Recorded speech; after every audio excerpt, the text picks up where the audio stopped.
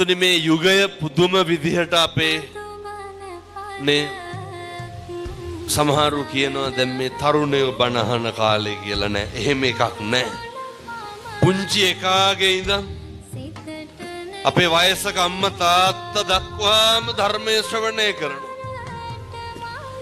මේ අවුරුදු 4-5 පොඩි උන්ට සමහර විට මගේ බණක් ඇහුවේ නැත්තම් නිින්ද යන්නේ. සමහර අම්මලා හැතැම්ම 100 ගණන් හාමුදුරුවනේ දුර ගෙවාගෙන එනවා. ඇයි ඉස්කෝලේ යන්නේ නැලු කත්නෝරුවේ හාමුදුරුව පෙන්නනක. මොකක්ද මේ ආශ්චර්ය? මේ තමයි සම්බුද්ධ ශාසනයේ දියුණුව. මේ කත්නෝරුවේ හාමුදුරුවන්ගේ හපංකමක් නෙමෙයි. මේ තමයි අරහත් ධජය ලබාගත් ජයග්‍රහණය. මේ තමයි පින්නතුනි අසංකේය වූ කල්ප ලක්ෂ 4ක් පාරමිතා සම්පූර්ණ කරලා අපේ බෝධිසත්වයෝ බුද්ධත්වයේ ලබාගත් එකේ අරමුණ සාක්ෂාත් වෙන යුගය.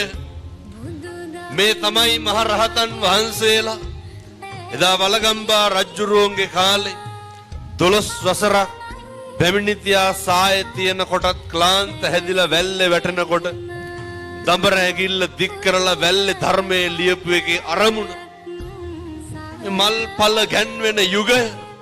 ඒ නිසා පින්නතුනි මේ යුගය වෙන 아무තු යුගයක් නෙමෙයි. මේක තමයි සම්බුද්ධ ශාසනයේ චිරස්තදී අවුරුදු 5000ක් නෙමෙයි. මිනිස් සංහතිය මේ ලෝක ධාතුව තුල ඉතුරු වෙන්නේ තියෙන්නේ කවද්ද? ඒ දිනය ඒ දවස එනකන් සම්බුද්ධ ශාසනයට ජීවරයට කිසිදු අනතුරක් වෙන්නේ නැහැ කියන සුබ ලකුණු තමයි පින්නතුනි ලෝකවාසී බොදු නොබුදු සියලු දෙනාම ධර්මයේ වෙනුවෙන් ජීවරයේ වෙනුවෙන් එක්කහුව වෙන එකේ හැඟෙන්නේ ප්‍රකාශ වෙන්නේ ගම්මේ වෙන්නේ.